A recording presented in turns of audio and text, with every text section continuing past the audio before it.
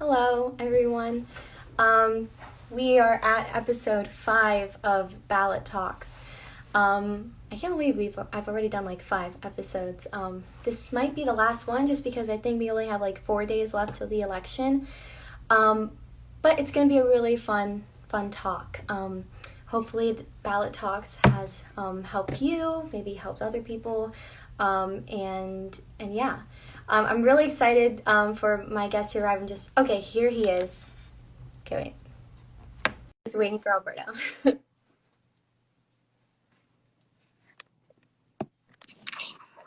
Hi. Yo, how are you? How are you? I'm doing pretty well. One of my favorite phrases that I keep hearing is living the dream. Well, you are, yeah. I like that, Yeah, actually. living the dream. It's one of That's my, good. because it works no matter how you feel. If you're having a bad day, how you doing? Living the dream, because you're still alive. Still great. That's true. I like Yeah, that, especially with like yeah, these hard times. Like, I think for me, like sometimes I'm like not in a mood, but I think that's nice just to be like, yeah, yeah. it's a positive thing. At least we're here. And I think it's really important since this is ballot talks, let's talk about it. I think it's really important, no matter how difficult times get, to maintain the hopeful, optimistic attitude. Um, Obama's whole platform was hope. And I still believe that's like such a strong thing, something that we need and something that each of us can bring to the table, you know? Yeah, no, for sure. And I was talking, like yesterday, I did a ballot talks with my friend Hannah, and she was talking about hope and how we have to, continue on with hope. But she also said joy is like an act of resistance. And Ooh, there's so many difficult times happening, like we have to recognize that. But I think that's just like a beautiful saying. And so I just love that. And I think that kind of carried with me. And yeah, I I thought like that was, that. Yeah, yeah, yeah, powerful. very Yeah. much so. Yeah, exactly. Yeah, but I mean, thank you so much for doing this. I think it's going to be fun. And I also just like wanted to say, Alberto, like, thank you for using your platform to amplify movements and to like put out resources and information to your followers and it's not like performative activism, which I love. And I think we've seen that from some celebrities. I just find it like, thank you so much for using your platform for good Yeah. and drive change. Well, I It feel means a like lot. Hmm. I feel like each of us have that responsibility, and I don't think it matters if you have a platform or not. I feel like Yeah. as a dutiful citizen of a republic that allows us certain freedoms, our job is to ensure that those freedoms continue and that they Yeah. get passed down. We were given the gift of this, and it's our job. Immigrant families, like that on my dad's side, like there's that famous phrase that Cubans know: democracy is only one generation away from being gone. And so I Wow. feel it's my duty as a citizen whose grandparents, all four, sacrificed to be here for that ability. It's my job to ensure that my kids and their kids and their kids get that. And that so yeah, it's the least I could do. Share things, like Yeah. talk about things that I think help. Yeah. Yeah. No, I completely agree. And I think like well, okay, I don't know if your followers know or like we're cousins. So Oh yeah. um, Okay, I was let's do the surprised to like introduction. yeah, Yeah, so now that we have like a I don't solid, know if we have. I should like I feel like everybody probably knows you. But at least for people that follow Should me, I like introduce you then? I mean, it could be we can both introduce each other for sure. Okay, all right, I'll go first. Okay. All right, ladies and gentlemen, Oh welcome, wow. welcome. This is a really interesting conversation. It's called Ballot Talks, hosted by the amazingly talented cousin of mine, Juliana Simone. Her and I, well, I've known her pretty much her entire life. Yeah. And she felt a need and a desire to get more information out at a time when, for some reason, people are perpetuating lies and myths about our voting process, one of the most sacred processes in democracy. And like any citizen, she took the initiative to do what she could to try to spread the word. And she gave me the honor of being one of the people she spoke to or is speaking to. That was very eloquent. You just reminded me of your dad. I was like, oh my gosh, I can like this reminds me of Tio Alberto. Yeah, um, yeah, yeah. We but we yeah, both got that gene. We can talk forever. yeah.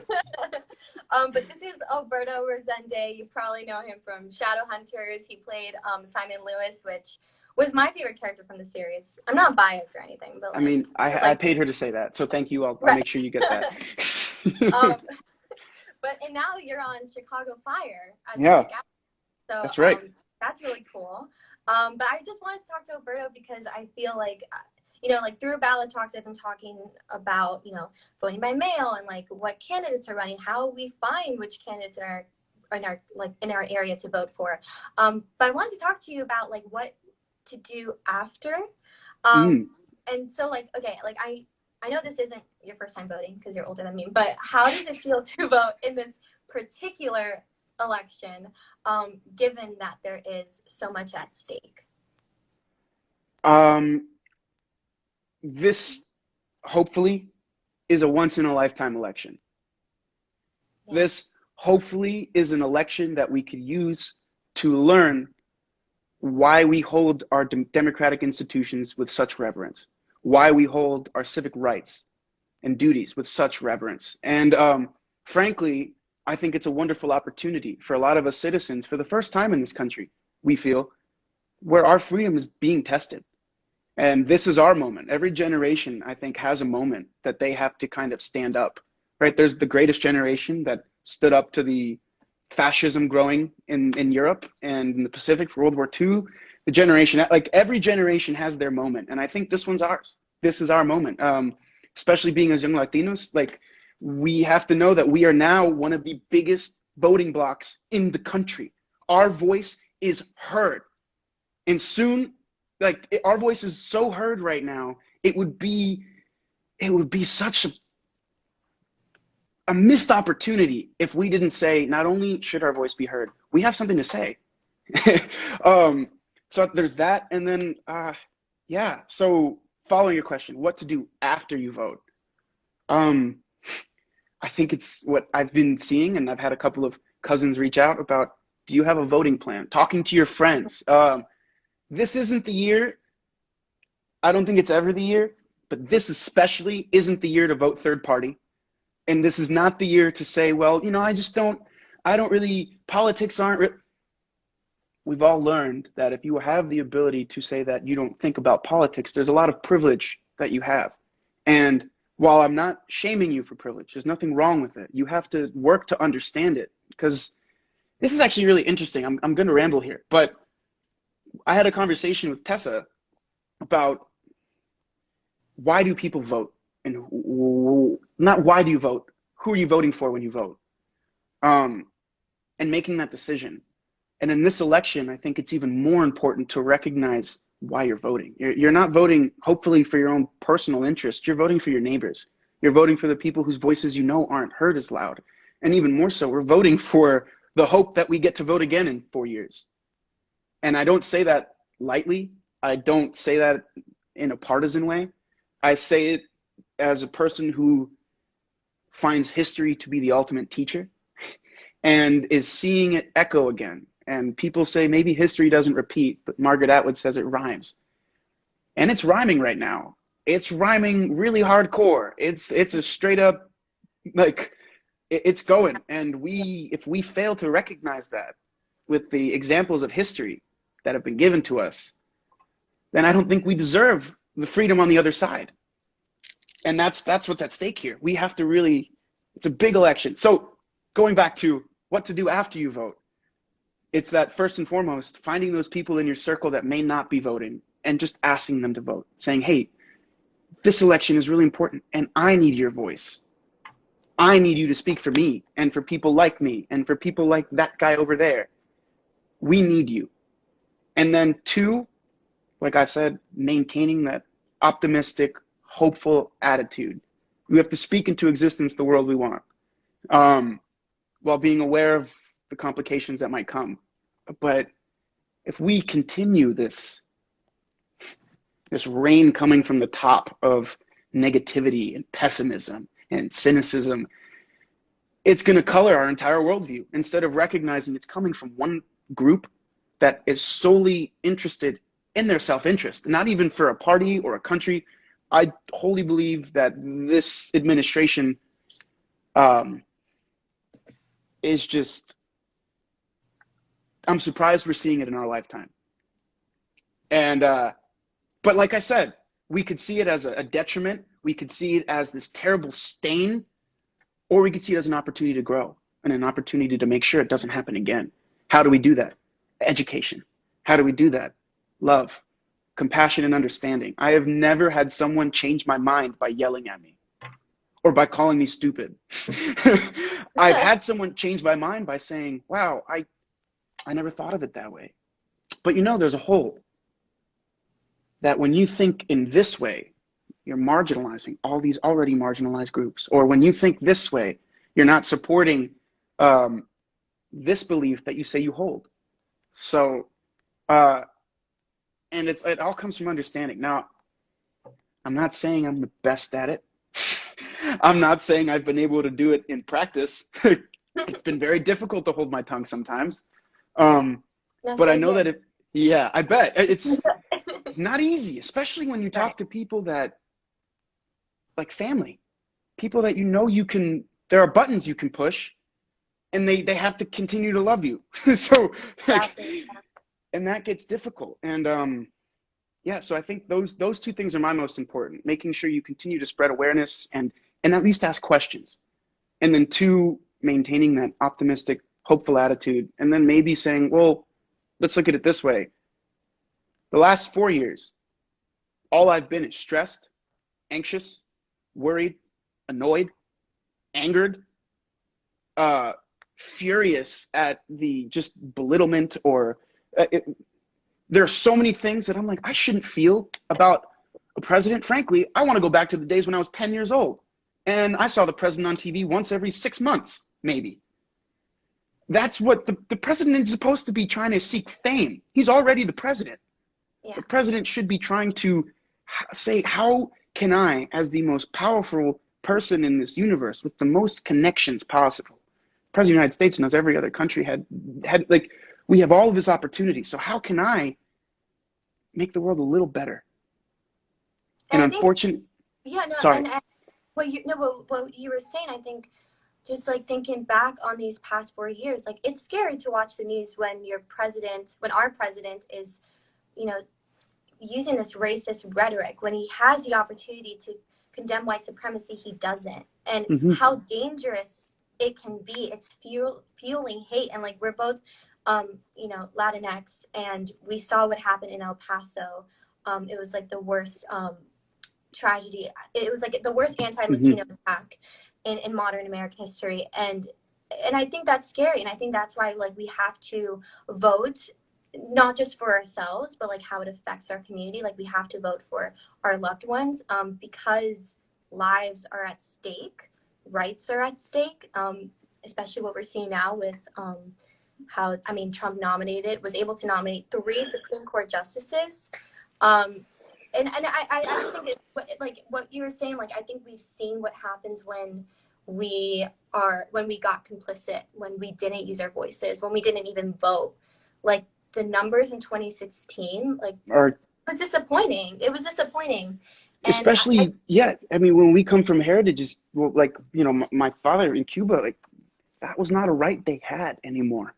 And they literally did whatever they had to get here, to have that ability to say, I have a voice and it matters. And I think I can do good. Like, I don't know. Yeah. I mean, I always think about, like, in 2018, the midterms, I helped abuelo and abuela, like, with their voting information, because I don't think they'd ever voted in the midterm before. Like, they'd only, like, really, like, presidents, for the presidential election. But I was like, and you know me, like, I can't speak fluent Spanish yet. It's okay, as long as you're learning. I'm doing, like, Duolingo and everything, but I mean, it was hard. Like, I had to pull out Google Translate and, like, help them with, like, who's running. Like, Andrew Gillum was running for governor at the time, and, like, who's our state representatives. And it was, like, a really great, like, bonding experience with them. It was, like, right before they both passed.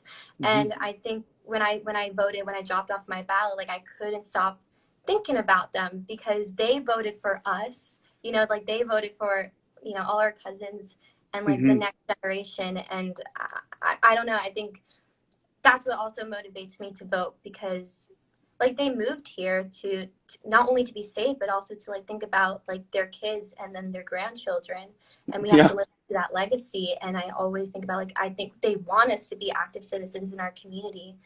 And yeah, it just always Yeah. I always think about them for sure. I mean, wow, that's super cool that you had that experience with them. But another thing you can do after you vote, call your Yeah, exactly. grandparents.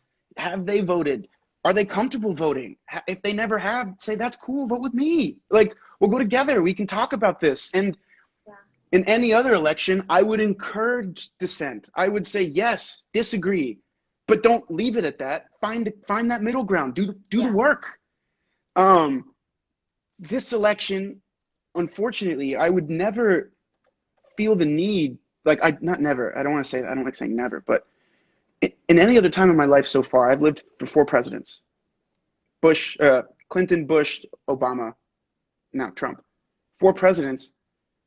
I've never felt the way we feel right now as a nation. I've never seen major cities boarding up 4 days before the election because they're expecting things. I've never seen the type of disrespect between opponents. And I'm not talking, the president doesn't respect himself, so he can't respect anyone else. I mean, the fact that when someone says, well, I'm voting for Trump, immediately there's this wall. Instead of saying, well, you're an American, and I'm an American, and together we have to petition the government to be better. Not one party saying the rest of the country live with it, or the other party saying, ha ha, we're gonna get we're gonna pack the courts because we know we're gonna lose every single election in the Senate and Congress, and it's our only hope. That's not good statesmanship. That's not good politics. And if you look at the fall of ancient civilizations, that's how it began. with this oligarchical or this attempt for power. And I think one of the biggest things that makes me excited about Biden was he didn't want to be president. yeah, He like, you know, early on in the race when everyone was announcing their candidacies and stuff, everyone was asking, you know, Biden, you have the chance. Like, we all knew that he probably would get the nominee if he would, but he didn't want to. He's like, I'm old, and I did 8 years of service. But then he recognized, I'm the only one. I think I'm the only one that can finally steer the ship back. And I mean, if we think about the sacrifice he's making at the age he's making, with already 40 years plus of service, a fallen soldier for a son, you know, all of the things that he's done in service of his community. And then my absolute favorite thing about him, and I'm not saying he was the perfect candidate. I'm not saying he was my first choice. I didn't vote for him in the primary. Um, but I'll say the one thing he's proven to me, and I think us, is his ability to learn. And when yeah, someone has lost their ability to learn, they're dead. I don't care if they're still walking around, they're just an animated sack of meat at that point. Trump has never once shown an opportunity to learn unless he was learning so that he could fight, push down, degrade, insult. He has no idea of the learning past himself, which is such a sad thing. It makes me feel bad for him. I mean, he had the opportunity at all the best schools and education, opportunity to really affect people's lives, and he completely missed it. And the only person that's going to have to pay for that is him. When he goes up there and wherever you go, and the guy who's sitting there is like, so what did you do with your 77 years or 80 years or whatever? And if he's like, I made it a lot worse, they're going to be like, you had a lot of chances. That's how I think of it. yeah. I mean, But I didn't get to vote in the primaries because I didn't turn 18 yet. But yeah, I mean, Biden wasn't my first choice either. But I got to meet Joe Biden. I got to meet some of the other candidates too at a forum I went to, and it was with like gun will you violence. really quickly, for everyone, just explain the forums you were at and what you were doing? Because I think that's really cool for everyone here. Oh, okay, yeah, sure. So sorry. So I am part of like the gun violence prevention movement. So I've been working with Students Demand Action for Gun Sense in America since I was 15 and I was part of the National Advisory Board. So, and basically, gun violence prevention, we, and Students Demand Action, we work to help pass common sense gun laws like background checks and red flag laws. Because gun violence is an epidemic that we're facing in our country. It's like a uniquely American problem. And I actually, Voto Latino and every town just released a report on for like Latin Heritage Month, and they were saying I think it's 3,600 Latinos die every year from gun violence. And when we see these numbers, and also just like being the survivors, it's like we know we need to fix this problem, and it's an urgent problem. But I was at the Presidential Gun Sense Forum, and it was actually like one of the first times where it was a forum just about what to do about the gun violence we're experiencing in our country. And that was like impactful in itself. But I got to meet Joe Biden, and it was definitely hard just because we're in a room, you know, with, and I don't identify as a survivor, but I was with other people who do, who have lost their loved ones due to gun violence. And he was so present, and I mean, he knows what it's like to lose someone. I mean, to lose people, lose your loved ones. And I think that moment, it just showed like what a true president or like what a true leader can be, how empathetic he was, and how he truly listened to everyone. And I really appreciated that. And he stayed and talked. Like he wasn't like, you know, like he stayed and talked to like every single one of us, and he really took the time and to be there. And I think that was just so inspiring to see that. And yeah, and I agree. I mean, you know, I think what's great about Biden, like you were saying, like he does listen, and we can, because you know there is so much at stake, and we're not going to get any further if we don't. If we have Donald Trump for another 4 years, like climate change by gun violence, like we're not going to tackle that. You know, the systemic racism we're experiencing in our country, like we're not going to tackle any of these issues. We're not going to drive change forward. That's why we need Joe Biden as our president. And we can still push him to make more progressive policies that we need. Sorry. No, continue. You're on a roll. Keep going. I was just going to say, like, if you've already voted or like ineligible to vote, you know, Alberto talked about like texting your family about like vote plans, but you can also phone bank and text bank. I don't know. Have you ever phone banked before or text banked? I have received texts from people that text bank, and it's been really nice. I will say when I get the ones from people text bank, I've gotten a few from people text banking for Trump, and I have responded. Wow. But this is the thing, like when we go back to this, Biden is not the perfect candidate, but we're never interested. I think I am more interested in the candidate that's willing to learn than the perfect candidate. I'm more interested in the candidate that listens than the perfect candidate. I'm more interested in the candidate that's willing to be open, admit their failings, and then move past them. Like the fact that to this day, I have never heard Donald Trump say one derogatory comment about himself is very distressing. And I mean, I know we have people in our life that don't understand and are still intending to vote for this person. And it just makes me question a lot of things. You know, I start to say, well, I was raised Catholic, and all of the people in our lives, I think, still adhere to at least the basic principles of that, which are love your neighbor as yourself. Pretty much what Jesus said. Really cool dude. So like, right? So we have that. So I'm like, how can you have put us as nieces and nephews and children through this education that you believed was fundamental to who we were and who we were going to be, and then contradict all of that with who this man is? And it's the thing that I don't know if I should say, I'm a registered independent.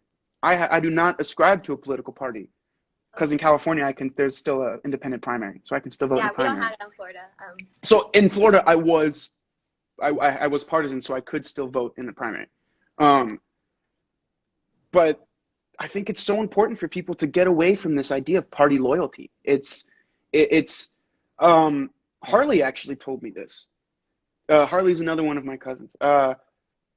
In one of gosh, I kind of want to Google it. I believe it was James Madison. Can I Google it? Is that weird? Uh, Well, there was like George Washington said, I think in his like speech, his like farewell speech, that like we shouldn't conform to parties, and that's like the that's it. most thing to do. I forgot what speech. I don't know. No, I'm pretty sure that's it. People. It was around those lines. It was like factions will destroy this country, Yeah. and then it's funny that dishonest Abe keeps bringing up Honest Abe. And Honest Abe has that famous quote where he's like, America will never be destroyed from the outside. It'll only burn from within. I'm paraphrased. And that's what we've seen. We've seen someone latch on to a sentiment and an idea that was really taking advantage of sentiments and feelings people were having. That's what I think. I think we're also seeing the idea that we were fed that racism was gone in 1964 with the passage of the Civil Rights Act. We all know that's bullshit. Like, we all know that's absolutely inaccurate. But I just lost my train of thought. But what was I saying? I don't remember what I was saying. Well, we were talking about like parties, and you brought up right, and how then you were. I don't know. I was just getting to the idea that like, burning from within, and then we're seeing that happen. We're seeing. I'm sorry, the idea that half of the country thinks the other half of the country doesn't deserve to be here is terrible. Yeah. That's not okay. We all contribute to society, and we have no idea the political leanings of anyone unless they're overtly wearing them. And we should treat everyone the way that we'd want to be treated, right? And we should definitely make sure that I don't know, I just think this year is so important to not be a single issue voter unless your single issue is that I can't stand Trump. Like, if that's your single issue, great. But if you're a single issue on the economy, I'm telling you right now, the economy is not better than it was. And it's not going to get better with this idea that we're going to keep just putting COVID in the background. That's not how that's going to work. And it's just going to slowly degrade us. Our international standing is not better than it was 4 years ago. And it's just not. Our security is definitely not where it was 4 years ago. The fact that we pulled out of the Iran nuclear deal, the fact that we're no longer the fact that we pulled out of NATO, things that we have been spending decades to develop these relationships because we know together we are stronger, that he's just completely spat in the face of. And it's actually just really disrespectful. Like, I can't, and I feel bad because it sounds like I'm, to someone who doesn't agree with me, I sound like someone that is just like how they would say, like, you know, the bleeding heart liberal or something, which I don't think there's anything wrong with that, but I'll take that. But we've gotten past the point where we can comfortably and casually disagree on politics, because we're not discussing politics, we're discussing human lives. And if what's going on doesn't affect you, it means that you have a tremendous amount of privilege and you have to use it for the benefit of others. That's it. And I want to ask, because, you know, like, voting, like, this work doesn't just end with the voting booth. Like, just because you voted that, like, that, okay, I'm done. Like, no, that's not it. Like, there's still more work to be done. Like, we need to hold our leaders accountable. Even if we get, you know, Biden as our president, we still have to keep holding them accountable. So are you going to commit to, like, getting more involved? Is there, like, a specific cause that resonates with you that you're interested in getting involved in? Yeah. 1 second. I want to see, make sure I don't. So I actually joined the FLCT Equality Task Force at Fort Lauderdale Children's Theater, which is, what they're doing is they're recognizing that possibly in the past, equity was not achieved. And now they are saying that's not acceptable. We are taking the steps as a theatrical community to make sure that we are helping equity happen. We are creating programs, looking at the way we do things. And so that's one thing that I'm actually really excited about, because theater is very passionate.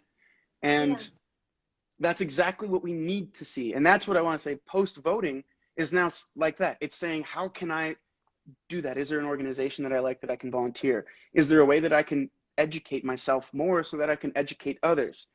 And it doesn't have to be politically minded. I mean, you need to be volunteering. One thing I'm still trying to get better at and do more is learn more about my specific community, learn more about how to affect change in my local community.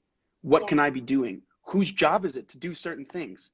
Who's my local who's the sheriff? Who are the people that are actually making these choices, and how can we hold them accountable? How can we help? I don't know yet. I'm still doing that because I just moved. So I'm learning. Yeah. But I want to, and that's really No, but what that's good. Like that's a first step, like educating yourself. Like when I exactly. started getting involved, like that was the first thing that we had to do. Like we had to figure out, okay, like what are the laws in Florida? Who can make this change, like what you were saying, and also like reaching out to the organizers in your community that are already doing the work. Like you don't want to, take away the spotlight. You want to unify, and you want to pass along the microphone and amplify their voices as well too. Mm-hmm. So yeah, I think that's like a perfect thing, and like everybody watching this, if you have like a cause that you're passionate about, whether it's like climate change or gun violence prevention, just find an organization, volunteer with them, and get involved, and you can meet incredible people. I know they're like in Moms Demand Action, like there have been so many people that got involved and then they decided to run for office. And like you never Cool. know, be like your future representatives. It's really cool, and you can have relationships with the people who are leading your county, your state, and your country too. So I think that's like something that's super important. Just finding something you're passionate about, and getting involved with them and doing the work. Grassroots. Can I ask you a question? Oh yeah, sure. I want to know because I'm thinking about it. When you Okay. created Students Demand, Well, I didn't create it, but well, I like. when you started your chapter in Miami, Okay, yes. when you started your chapter in Miami, what was it that made you feel like you could? um. Well, I don't. Yeah, I mean, I think what happened was the shooting in Marjorie Stoneman Douglas happened, Mm-hmm. and that really affected, the South Florida community. I'd always known that gun violence like impacted, especially my generation. Like, I've gone through so many lockdown drills. I've had a bad experience with one, and I've always, seen it on the news. But I never really knew that like I could get involved. I just didn't really think about it until I was 15 when the shooting happened in Parkland. And I just had this feeling where I was just like looking through Snapchat videos of the shooting and like watching the news, and Mm-hmm.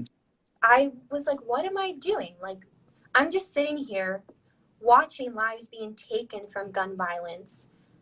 Why am I can't sit on the sidelines. Like this cannot happen. And I don't know. It was just like this feeling that I had to do something about this. I had to reach out into my community. And then there was a Mom Demand Action meeting in Broward, actually. So, and my Cool. mom was going to go. Yeah, my mom was going to go. And I was like, no, I need to go with you. Like, please let me go with you. And then she's like, yeah, sure. And then we met these incredible women who were, leading Moms Demand Action. And they're like, well, we see like you're a student. And then there was like a couple of other students with me. And they're like, students should be involved in this movement. Like you're literally being impacted in this. You should have a voice in this movement. And then we were like, yeah, sure. And like literally just it all happened like that. We literally like shared our Instagram pages with each other, created a group chat on Instagram, and then like decided on a meeting, decided on how we're going to organize within our community. And then that's when we like worked with every town and we got this thing up and running. So it's kind of weird thinking about how fast it all happened and how Mm-hmm. honestly like organically it all happened. And I think like it literally I mean, it's hard, definitely, like organizing. What I loved about Students Demand Action is like we have the support of Moms Demand Action and Every Town for Gun Safety, national, like largest gun violence prevention Mm-hmm. groups. And now Students Demand Action is like the largest youth-led grassroots gun violence prevention group in the country. So think about like you're just starting from the beginning, and now there are over 400 chapters across the country and students just like doing so many great things. And it could start with like one person. And so that's really cool to think about. So I wouldn't, if you have a cause, let's say there's not an organization for it, like just find a couple friends and mentors in your community and do something. You can, what we do with Students in Action, there's like an advocacy day where we go in January and we meet with our representatives and we're like, okay, what are you going to do about passing common sense gun laws that can, help save lives in Florida? And then, you can talk to your representatives and write letters, calls. I mean, protests are also great too. I know we're in a pandemic, but we saw what happened to Black Lives Matter movement. Like, I I mean, went to yeah, like, multiple protests. It was great. yeah, Everyone was also, safe. like, that's a form of, like, Oh. using your, yeah, as long as you're, like, wearing a mask and I mean, it's crazy because we saw some, like, police officers not even wearing masks, which is crazy to me, but, just protesting is also great, but like you have to think about, okay, like what are you going to do after you protest, right? Like, are you researching who's representing you? Like, there was a major like district attorney race, and unfortunately we didn't get the candidate we wanted. But it's just small steps. Like, now more people are aware of the changes that we need to make, and that's always exciting because we're still hopeful. So, and then also just like signing petitions and like phone banking and text banking. So people, if like you don't know what phone banking is, for some followers here, Yeah. basically you're like making calls to voters, and it depends what you're campaigning about. But let's say like you're campaigning for Joe Biden, you'll be like, "Hi, I'm Juliana. I'm supporting Joe Biden for president because he has a plan to tackle the COVID pandemic." You And could the literally economic just say he has a plan, period. He Yeah, actually has a he has a plan. plan. Yeah, that's it. But then and then you encourage them to vote for Joe Biden, and sometimes you can get angry phone I calls, bet. I angry bet. callers, but I mean it's okay. I think what's great about phone banking and text banking is like you reach outside of your network with people that you don't even know, and some of these people don't have the resources accessible to them. And it's so great when you get to help somebody who like didn't know how to contact their supervisor of election, or Mm-hmm. didn't know what their closest polling location was. So if you want a phone bank, I'll put some links here. But if you go to like Dope. joebiden.com and like you can put like make calls, it's like joebiden.com/call/. You can phone bank there. You can go to votesaveamerica.com and you can phone bank at like key battleground states like Florida. And so that's So something. disappointed I can't vote in Florida anymore. I know. I told you. Remember? I think it was like the midterms. I called you. And I was like, "Please tell me you can vote in Florida." I can't. Tax reasons wouldn't let me. I get in a lot of trouble. Yeah, I know. But the reason I asked you what empowered you, because all of what you said is exactly what everyone here can be taking. You felt, Yeah. you saw a huge issue that was affecting you, peers, generations, like a generation before you, and hopefully won't be infecting the kids that are in school after you. But you saw that, and then you sought something. And this is where it's cool, because you saw your mom, by going to this meeting, inspired you to go. And then this is leadership. The inspiration started there. And then you got there, and then you were encouraged by the women there who were doing what you want. Like, they were like, you can be doing this too. You do not need to be someone older or famous or successful, whatever that means. You are alive, you are here, you have a voice, and that's the beauty of what we're trying to do. And that's what I want to say. Like, that's why I wanted you to talk about it, because I'm like, you were 15 when you started that. Yeah. Right? 16? You were 15, 16. You weren't. 15. Yeah. That's No crazy. one, everyone forgets that it's, I mean, I don't know. That's why I'm like, that's exactly what you do when, after you vote. You find a cause that you care about. You find someone that's already doing that that can inspire you, bring you to people to learn more about it. And then from there, hopefully you're encouraged.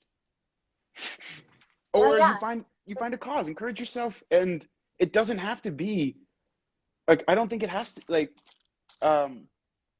it can be a group of friends. If you live in Florida, and be like, hey, I know this place needs a beach cleanup. Let's meet once a week and start working on the beach. And then who knows, maybe you're like, wow, I realize there's just not enough trash cans on this beach. Maybe we can talk to our city council or something and figure out, how can we get more receptacles in this beach so that it doesn't get as dirty? How can we put signs up? Should we just put signs up? Let people tear them? I don't know. Like, there's a tremendous amount of opportunity when someone has an idea, and when someone feels the need or is inspired to live it out. Yeah. Yeah. And also like it's doing more than just like, because I talked about this in my other ballot talks, it's doing more than just posting a graphic on Instagram and calling it a day. Like, how are you actively driving change within your own life. Let's say maybe you don't have a community of friends, but you want to tackle climate change. Like, there are steps that you can take. You can eat less meat. You don't have to use so much plastic. Like, and you don't have to drive much. Like, reduce your carbon footprint in any way. If you are driving, you could look into a hybrid or an electric vehicle. Yeah. Well, my dad has Prius, but I've always wanted a Prius when I was little. And I think, I heard some, like, people, like, some of my cousins made fun of, like, my family for having Priuses. But now I'm like, hello, you're going to have to get rid of your gas guzzler soon. But yeah, just, like, actively doing something in your life. And you can also just, like, create chapters in your school, form clubs. And actually, I wanted to talk to you about this, too, for bringing it back to the election. For this particular election, for election nights and, the day after, because, results are going to be coming in. There's like a huge record of vote by mail coming. So we have to just be prepared that we're probably not going to get the exact answer of who's going to be our president on that night. Right. But what are some things you are going to do to take care of yourself and those election nerves? I was talking about self-care. And I think this is really important. We're living through difficult times. So how are you taking care of yourself during this time? I say first and foremost, educate yourselves. Study the fact that this has happened before, where an election was not decided on election night. Yeah. And it went to the Supreme Court. And it wasn't until December 16th that the Supreme Court decided for Bush. And what did Gore do? Immediately said, "Congratulations, Mr. President." It was a beautiful example of what we hope to see. The understanding that it doesn't matter really who's leading the ship. It's that we're still making sure it's going in the right direction. Is it the best when the candidate you want doesn't win? No, because that means maybe the agenda that you're hoping to get enacted isn't going to happen. But that doesn't mean it's over, and that definitely doesn't mean it should be getting worse. It just means, all right, we'll see if we can continue to push and drive through our local, through our maybe what's happening with our senators, if we can petition them to try to push bills that we appreciate. That's why we have the 3 checks and balances, so that no one can just be forcing most of the country to live by one will or by one means. There's no answer. It should be always an understanding that we're never going to get the best one, but we should all get the best one for all of us. And that's hard to find. And that's why you need the right people in office. Biden has had a career of making connections and getting things to happen. And he's learned from his mistakes. And he's been open about them. And that's a really big thing. We live in a culture where people don't want to make mistakes anymore, as if it's a really terrible thing. And we forget that failure is only that if you let it. If not, it's learning. If not, it's growth. And that's what we have to hope for. We can't hope that we live perfect lives and never mess up. That's just not going to happen. As far as I know, there's only one person that supposedly did that ever. And he's God, apparently. So he's got a lot of help. If you think of it that way. But so there's we are allowed to learn. We are allowed to say, I want to vote this way. And someone says, well, actually, by doing that, this is happening. And you're allowed to say, I didn't know that. Shoot. Okay, now that I've learned, what I do defines me. Do I ignore it? Because ignoring is different than ignorance. Ignoring, you have to work at. Ignoring is a job. You have to work at ignoring something. Ignorance can be corrected because you can educate someone, but ignoring, they're doing. So it's I don't know. But how are you going to take, coming back to self-care? Yes. I think that's just an important topic. So how are you going to take care of yourself? I think I'm going to take breaks. Okay. I'm going to create other situations that I am excited about so that I'm not focused on what's happening. That's actually a thing I heard in school from an acting teacher. If you have a really big audition, plan something way more important after, so that all you can think about is that. So that the audition is just one of the errands. It's your job, right? So you're just checking off your job, you're doing your work, and then you have that dinner, or that you're going to that bar, or you have that movie, you're excited. So I think that's one thing I'm going to do. I'm going to have other things that I have planned to do so that I don't have my dad's haircut by the end of the night. you know? So I think that's important, recognizing that it will take stamina and it's going to be difficult. And whatever you do, try to have a removed disposition from Twitter. While it's hard, because I do this where I get into holes where I'm reading things and I'm like, how can people who have apparently been educated in the same country as me have opinions that you can go down that rabbit hole, but that doesn't serve anyone. Right. So instead it's saying, okay, how can I help fix that miseducation? People are having a fault here. I can spread more awareness about this issue. I can bring this up in conversation with my friends. Hey guys, did you hear about this? No, I haven't. Oh, it's really cool. There's this going on. And apparently these are the two things that people are saying. But when we've learned it, you can, I think right now to that famous quote from Schindler's List that I also read in The Tattooist of Auschwitz. So it has like a hold in like the Holocaust, but it's that idea that was like, if you can save one life, you can save the world.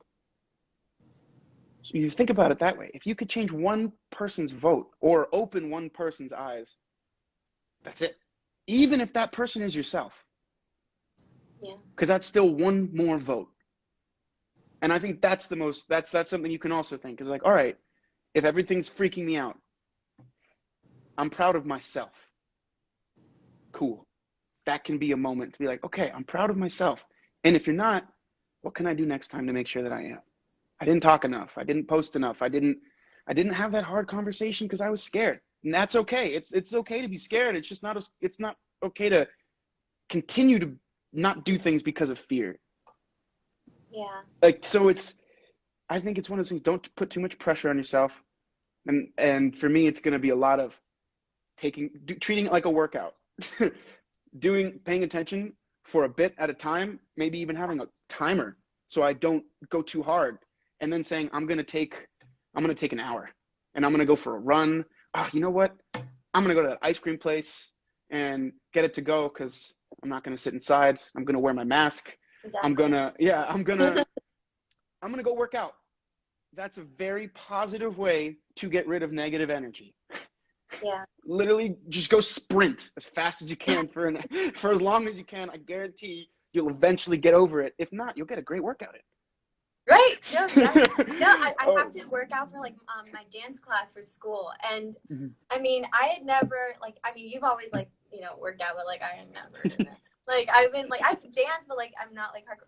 But like just these exercises, like yeah, they can be tough, but it's so nice to just kind of just like let it all go just for a bit and just focus on one thing. Yeah. Which I've been loving. I actually did it I did my workout for class like right before this. And it's been really nice. And I think you're right. Like if you can go on a bike ride with yourself, if you're potting with anyone or like maybe your family, then you can go together, or just like watching like a funny movie. I was talking to my friend yesterday and she was like, I'm gonna get into the coziest pajamas, make some tea for myself, maybe watch like my sitcom like in between. And I think that's like amazing. I mean, I'm still kind of figuring out what I'm gonna do because I work that night. Like I'm gonna be phone banking and also like I have to do classes throughout the day. And like maybe that will be okay because I'll have like my mind on a couple different things. But it's like what you're saying, like take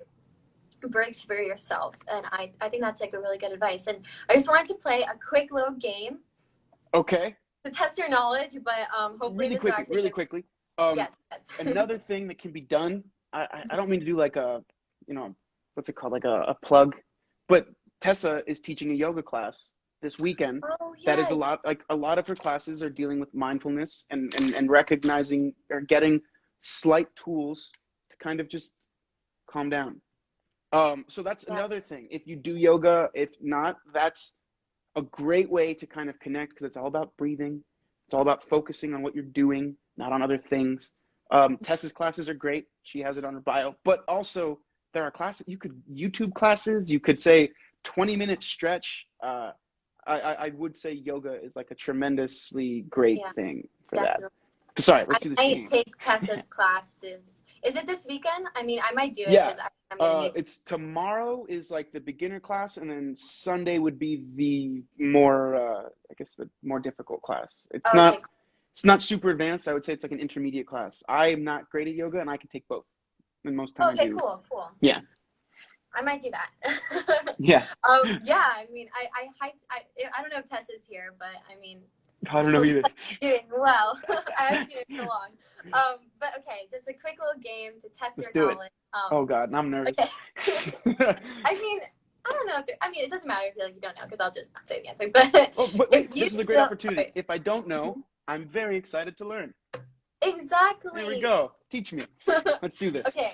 So if you still haven't mailed your vote by mail ballot, should you still mail it? At this point, I would say absolutely not. Okay, exactly. I would say if you still haven't voted, or you have, but you have your ballot and you're unsure, I would say just bring it to your polling place.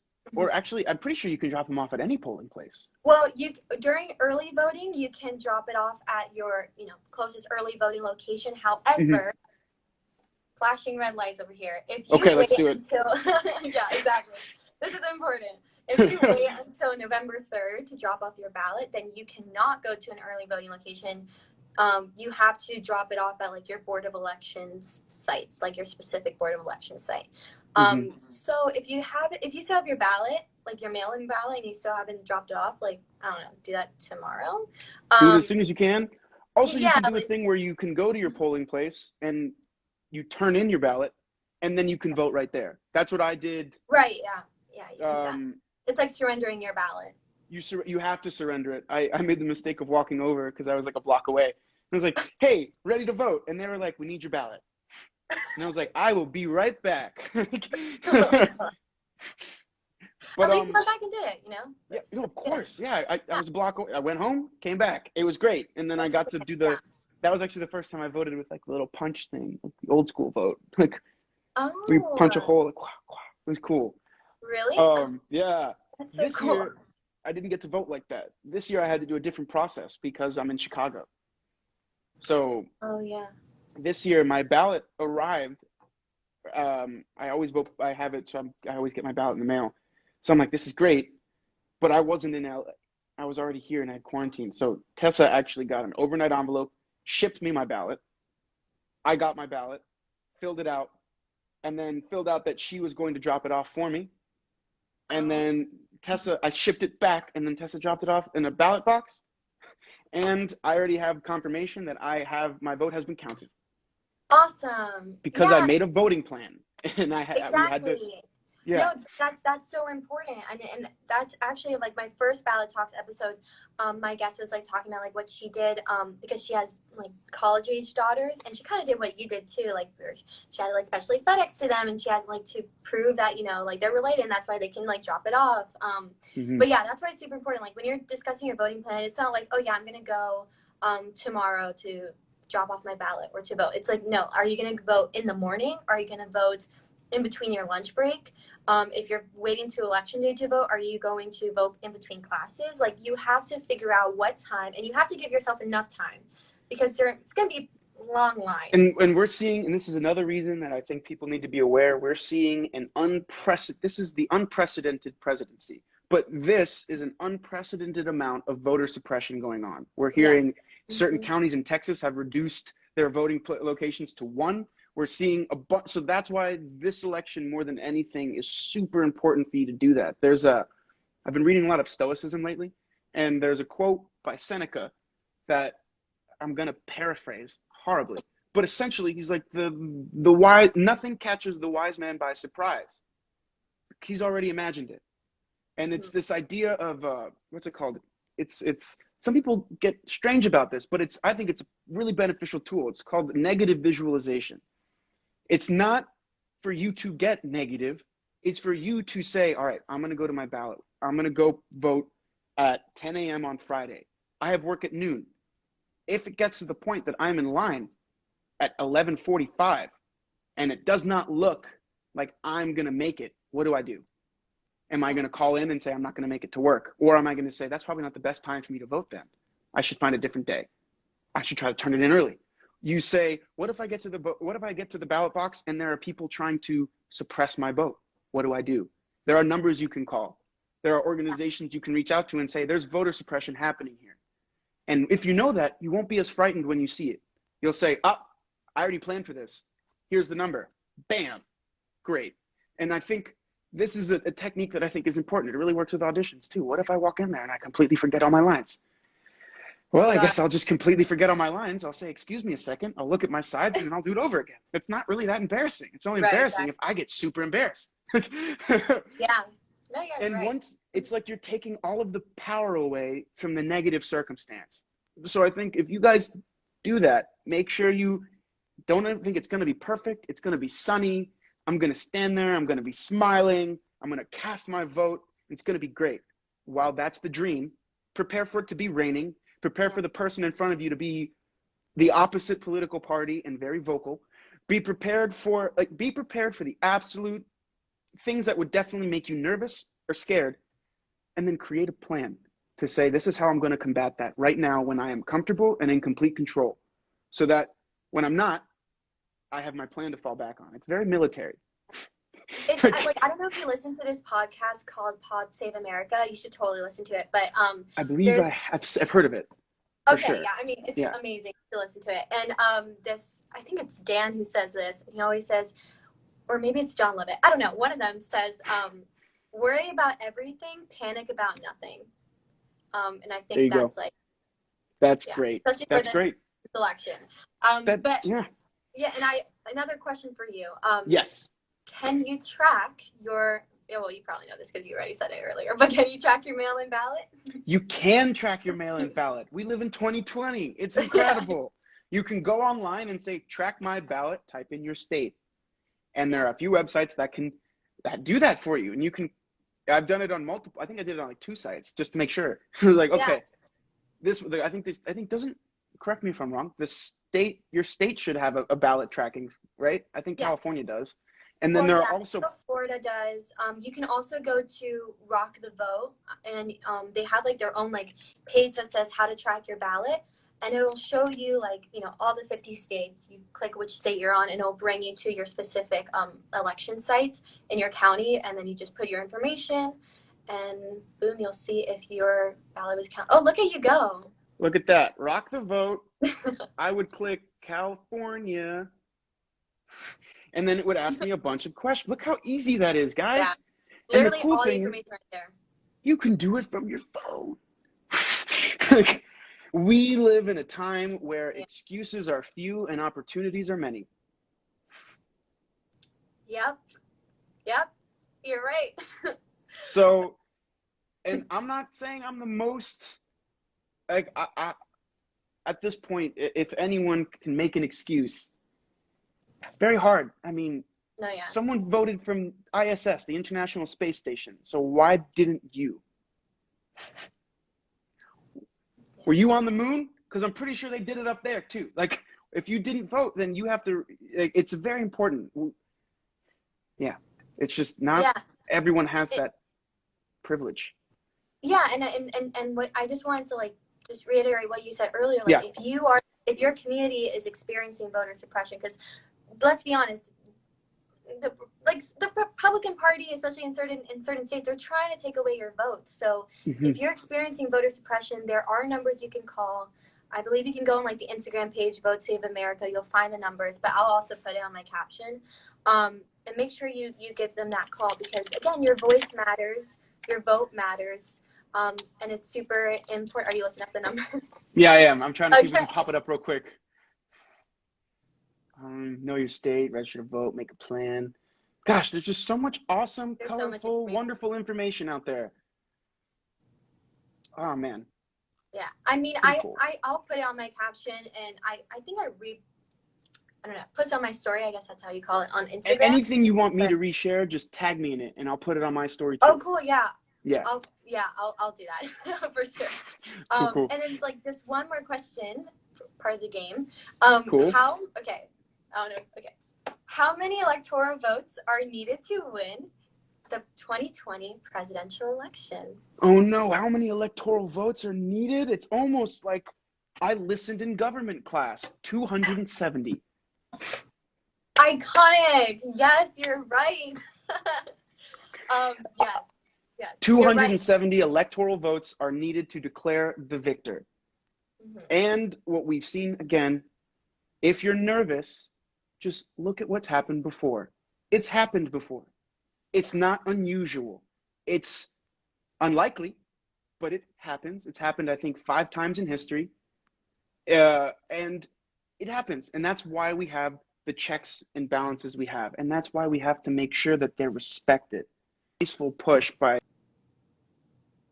the GOP to not only to nominate and actually confirm a Supreme Court justice, completely contradicting their precedent set in 2016 with Merrick Garland, is just abominable, just atrocious. Like, yeah. And that is a direct assault on everyone's constitutional rights.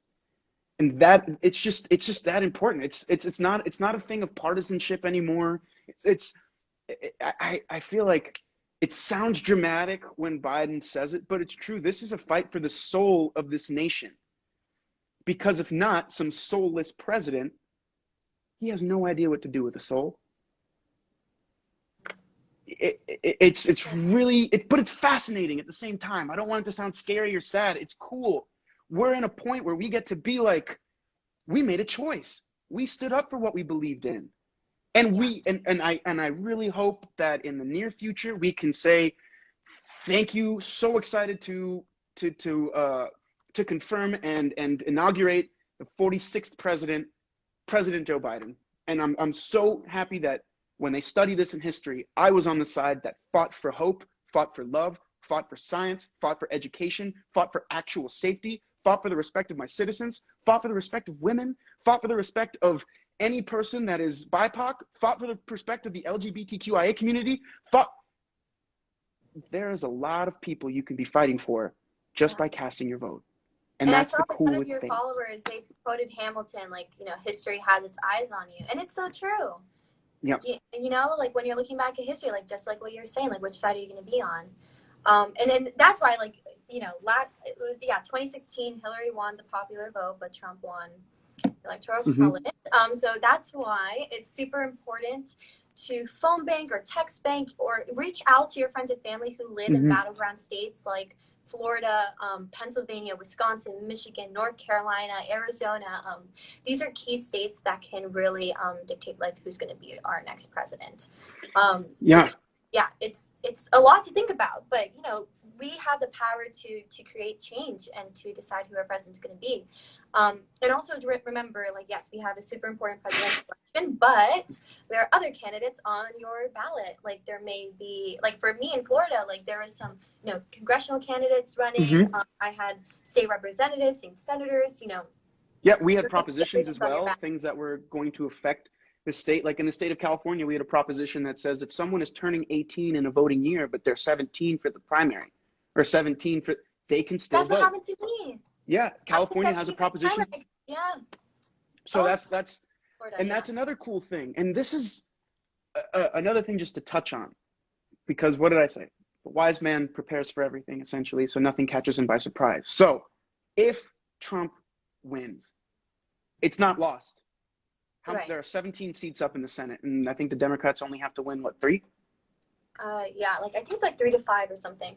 3 to 5. We only have to win 3 to 5, and I could name 10 GOP senators that do not deserve our support at all. They don't deserve to be citizens at this point. Yeah. Because of the Mitch McConnell, Lindsey Graham, Mitch McConnell, like, Lindsey Graham, Marco Rubio, Ted Cruz, Suzanne Collins. Like we'll just keep doing it because it's actually absurd. No, I know. But, and like when we were thinking about like these policies that like with gun violence prevention and other policies, like there's literal legislation that was passed in the House so many days ago, and they're just sitting in Mitch McConnell's desk. Legislation that could literally save lives, and it's just sitting there. And he could get, Amy Coney Barrett, I forgot her. Amy Coney Barrett to the Supreme Court in 1 month, and he couldn't pass legislation that could save lives. What about the bullshit that the American people have been without work in a country that's struggling for the Yeah, last exactly. 6 or 7 months, and they passed one stimulus bill for $1,200. But he convened the Senate during a pandemic Yep. to rush in this thing because I think he knows his time is up. I really hope that we get to literally send so many senators home.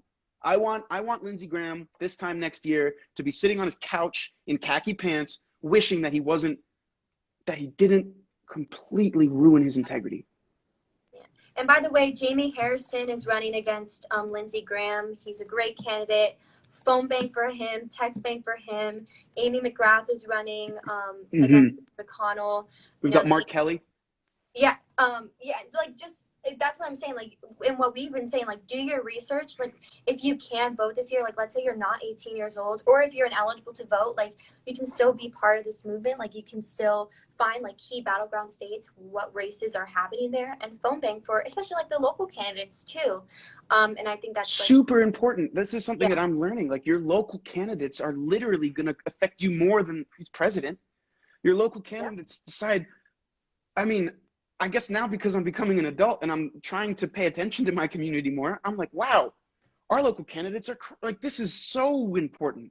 And it's really like, and this is another thing, like I said, anybody who's watching this here has the ability to get a lot of information. Because if you're watching Instagram Live, it means you're on a phone or something that's connected to the internet. And the internet is the ultimate library. It's the most incredible thing that's ever been invented because it's all here. It's not in some distant world. It's all right here now. And that's why it's so important, because it's like never has so much been needed from a generation, but it's so little been required. Yeah, and also, like, you know, always like fact check your sources. We do see like false information on our Instagram and our Twitter, and just always make sure you're getting the right information. Do your research, please. And especially for the things you agree with. Before you share something you agree with, triple check that, because the last thing you want to do is have to write hey guys, my last thing was actually an Onion article. Oh my god, there was like, I don't know, somebody posted about the Onion article, and they're like just like one of those memes, and somebody actually thought it was a real article, and just kept like just going off at the person who like posted it, and it was just like ridiculous. Like, but again, like, do your research. I mean, like what Alberto was saying, if you have Instagram, you can probably, you probably have like these resources accessible to you, and it's a quick Google search. Easy. And always fact checking. And I know people look at it as a lot of work. It really doesn't. It doesn't take that long. Like a couple hours where you're just kind of doing what we all do anyway, where you just kind of dive into Instagram holes. And this time you're just doing it instead of on pairs of shoes or what's happening on The Bachelorette, which is pretty crazy. You are doing it about voting. It's really. Yeah, no, my friend was saying, like, if you can take time to watch, like, to binge watch a season on Netflix, you can take time to phone bank. You could take two episodes of that to figure it out. Like. Yeah. There's time, and we still have time. I mean, we only have like 4 days. Some people are like, oh, there's like no time. Like, there is. Like, there's get out. It's like it's like GOTV weekend. That's what they call it, like get out to vote weekend. There's still time to get involved, and it's so, like, I know we've been saying it over and over, but it's just like really so important. And like, I'll be saving this on my page. I know I don't have that many followers as Alberto, but if you want to just like check it out, and if you want like this information that we've been talking about, like, I'll post it on my caption and everything. Could I save it on my page?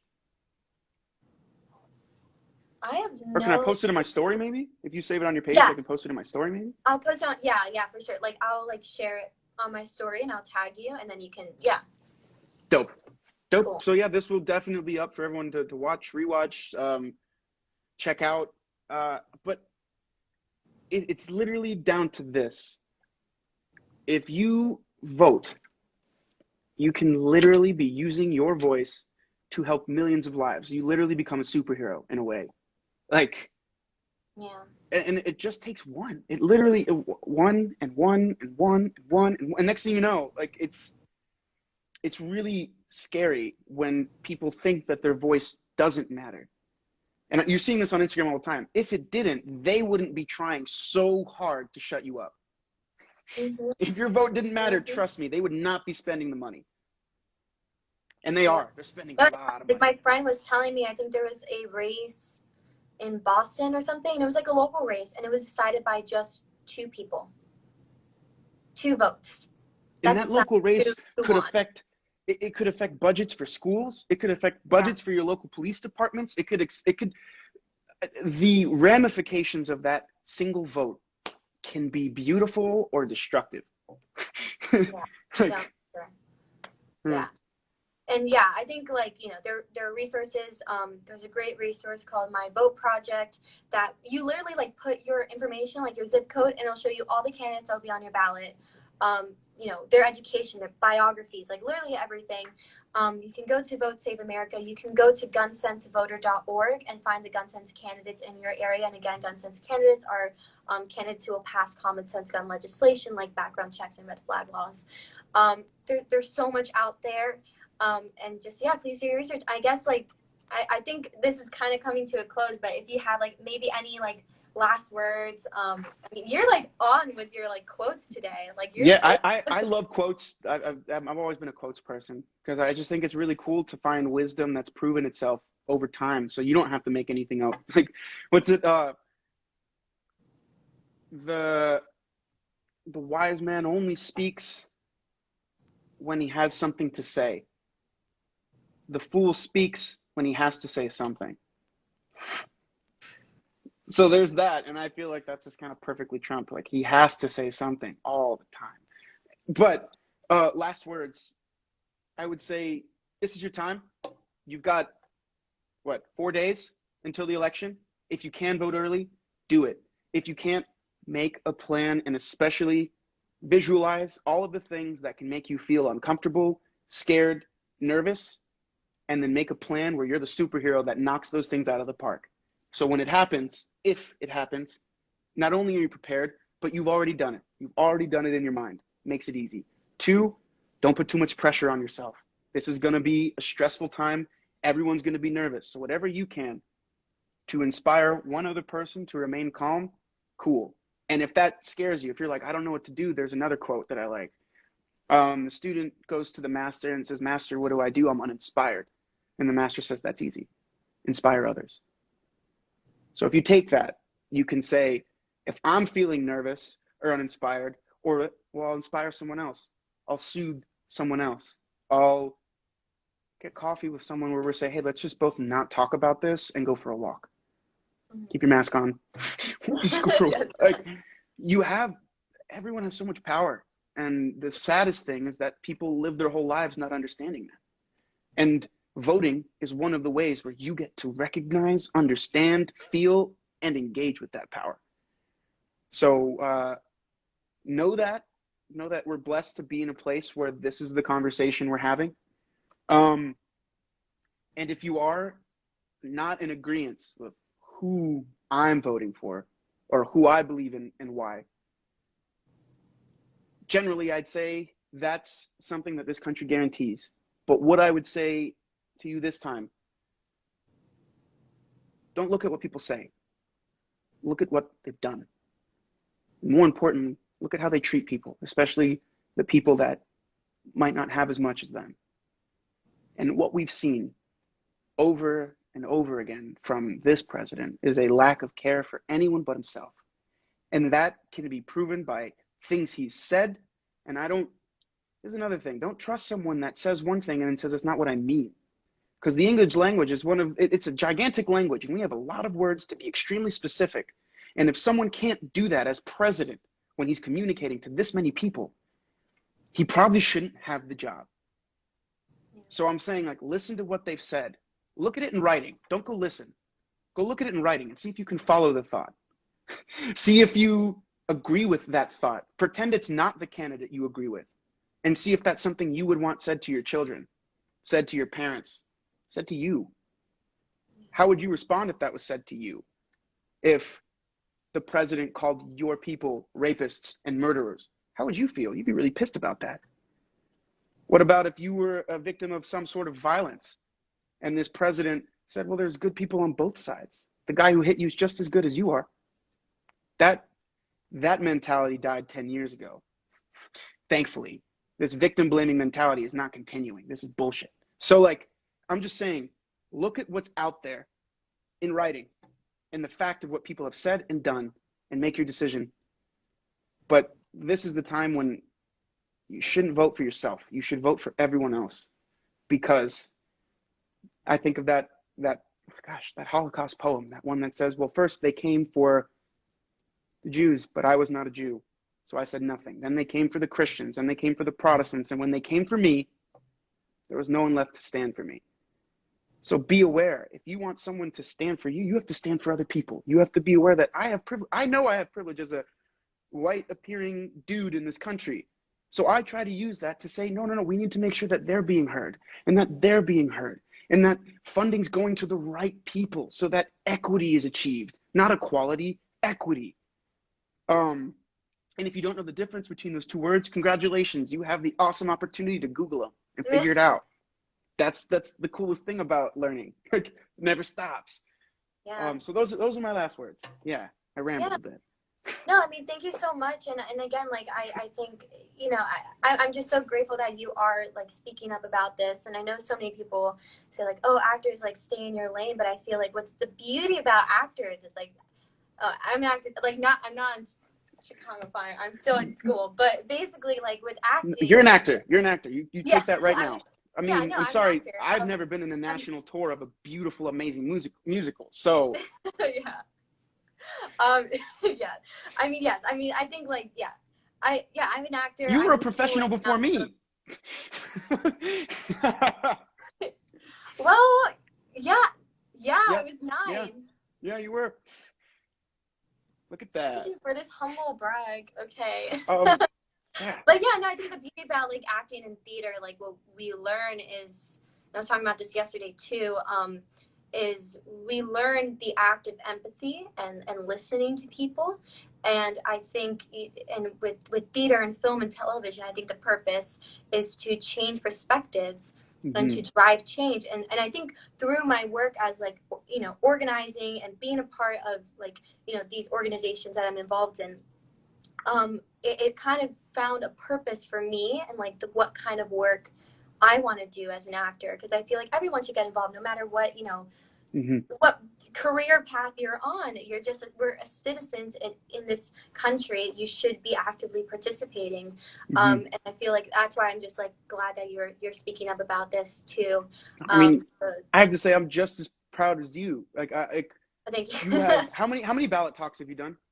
This is my 5th episode. You've done 5 episodes of ballot talks. And guys, this is she's the perfect example of someone saying, I want to help. So I'm going to help get information out there. I'm going to interview people that have great tools for everybody. And that's the key. Like, that you're doing everything. Like, I'm inspired. Like, thank you for inviting me. I really am honored. No, of course. I mean, no, thank you again for being here. It's been really great. And yeah, that's exactly why I wanted to do ballot talks. Is I was like, because I was getting so many, like, text messages and, like, DMs asking me, like, what do I do? And while I love, you know, helping people out, but it got a lot. And I want, like, what's a way where people can just go to the information and be like, yeah, just go here at the specific time, you'll get your answer. And this was it. So, and I think, yeah, like, if maybe, if you have a cause that you're passionate about, if you know a lot of the information, like, you can go to your followers, post, you know, like, you can do these Instagram lives and talk to people who have been involved in these organizations for a long time and get this information out there. Because I think the first step, like Alberto's been saying, like, is education. So you know what you're talking about, and then you can start with the change making. But yeah, and I mean, thank you so much again. Thank you for everybody who joined. It's been so cool seeing all these people, like, all these really quickly. I see all these Brazilian flags. Do they know that you're Brazilian? Oh, no, I mean, yeah. Ela é brasileira. Hello. Oi. I'm not fluent in Portuguese, but I know oi and obrigada, right? Thank you. Yeah, there you go. There you go. Yeah, my dad is Brazilian and my mom's Colombian, so hello. But yeah, that's so cool. Hi, everyone from Brazil. That's really cool. There's so many people in so many different countries also. But yeah, I mean, thank you so much. It's nice seeing you again. I haven't seen you in Dude, I know. a Make sure you while. tell your parents, Twiggy, and your sister I say hi. No, and tell Tess I say hi, and I will. Stella, how is Okay, she doing? I'll grab her real quick. Okay. She's napping, so of course I have to pick her Okay. up, right? You must respect her nap, though. No, absolutely not. She's like, where am I? Hello. Oh, you know, I'm allergic to cats, but I honestly have such a great respect for Stella, I have to say. It's because she's only 4 years old and she's already over it. I know, like she's such a mood. Oh my god, that's me. Yeah, but she'll Okay. stay here now and she'll just sleep. It's pretty great. Great. Well, I mean, thank you so much again. You know, And of stay course, safe, you stay too. healthy. Wear a mask. I know I don't have to tell Yes, you that, wear a mask, but social distance, everybody on here too. just We show that want you to like everyone here. Show that you care about other people and wear a mask. yeah, Like that's really what it is. If you care about other people, you should wear a mask. yeah, End of you're discussion. protecting people. Like that's and it's really not that hard. You know, it's just No, simple. And there's like really cute designs now. Like okay, dude, and then you it's don't have to become a do like half fashion. of your makeup. So I'm like, okay, yes. I just like that you put a baseball cap on and a hat and a mask Yeah, and you're like, I can do anything today. This is great. honestly. Well, it's probably good for like you because I don't know if like do you get like a lot of people like before like did you get a lot of people recognizing you? Now you can just kind of like put your mask and a cap and like you're good to go. Like not as much, just like 50-50. Like I've had Okay. masks definitely deter, but I think if someone's gonna notice you, they're gonna notice you. They're gonna be like, That's true. I know you. Yeah. Well, dude, thank you so much for having me. I think it's super Yeah. cool. No, of course. Thank you so much. It's been I don't know. I had such a great time, and thank you so much for everybody joining. I'm gonna be posting like resources on my page so you can like go to the information. And you'll also find it on Alberto's like story. So you're all good to go if you want some more information for everybody watching. But thank you so much, Alberto. I think he's frozen, but hopefully he can hear me. Okay, he's frozen right now. But thank you so much, everyone. And I'm going to end this live. Thank you.